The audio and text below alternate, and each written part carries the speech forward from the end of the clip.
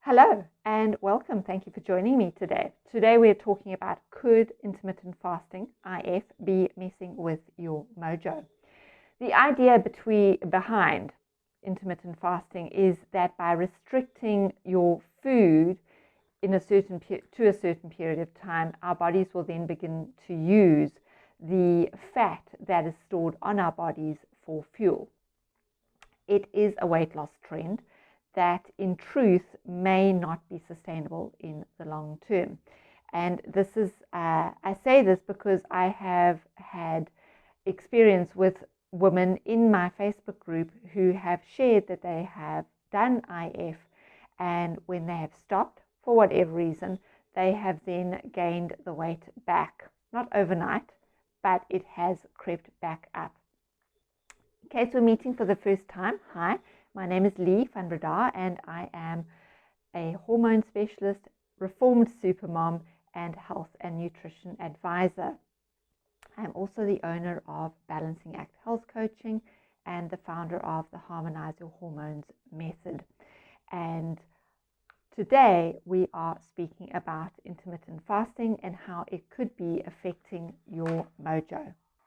Before we go any further, I have opened up some time slots in my calendar for the next few days, and I'm offering you an audacious audit. We will use the wheel of health to look at how that is impacting your hormones, metabolism, and why that in turn is the reason for the loss in your mojo. So if you'd like to take me up on the offer of having an audacious audit, then click the link in the comments below and you can set up your appointment so that we can go through and see what is afoot for you and the root cause.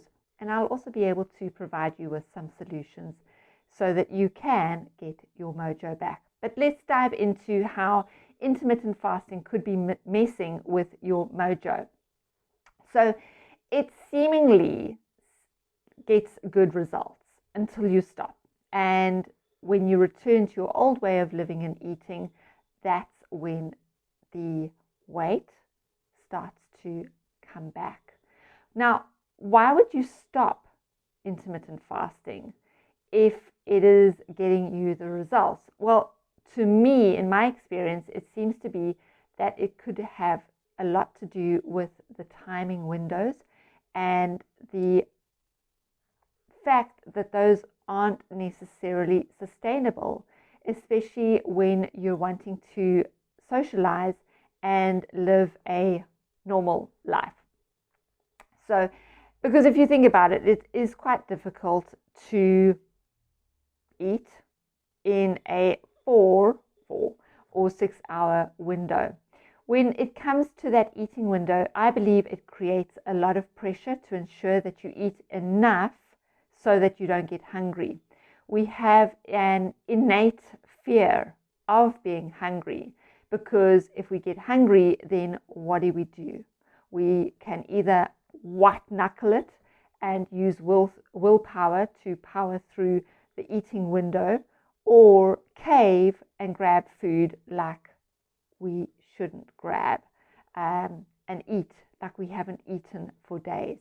So this pressure to get it right causes stress. It's mental stress, which still translates in our bodies to physical danger. And at the slightest hint of danger, our body releases cortisol. This cortisol signals to the body to get ready to escape or to meet the danger head on. What it also does is it causes the body to signal to your thyroid to slow down on producing thyroid hormones. Now, lower thyroid hormones looks like poor memory, feeling emotional, sleeping badly, waking up at night, having night sweats, hot flashes, achy joints, and losing an interest in exercise, to name just a few. So it's no wonder you feel like your mojo has just up and left you. So if you're wanting to do IF, I would suggest choosing a more sustainable eating window, like 13-11 or 14-10. It's important to provide your body with the key nutrients for your body in order for it to function optimally. And that's what I recommend my clients do when they work with me, is pay attention to the foods that they are putting onto their plate at their meals during that window.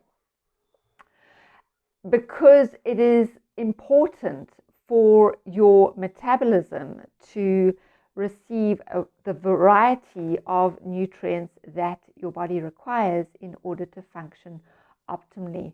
And so when we pay attention to the nourishing plate, then we are making sure that there are proteins, fats, and fiber on that plate at every meal.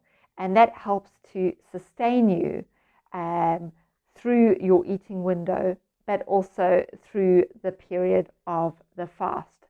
And then this leads to a stable weight, feeling fulfilled, feeling level-headed, and having the energy to do the things that you used to love, and maybe even noticing that there's snap, crackle, and pop in your sex life. So if you're wanting to get your mojo back on track, I've opened up some spots on my calendar so that you can get that audacious audit with me. We'll look at your wheel of health and the impact that that is having on your hormones and your metabolism. And I will suggest some solutions for you too, so that you can take action on that. Thanks for joining me today, and I hope that you have more clarity around why IF may be messing with your mojo.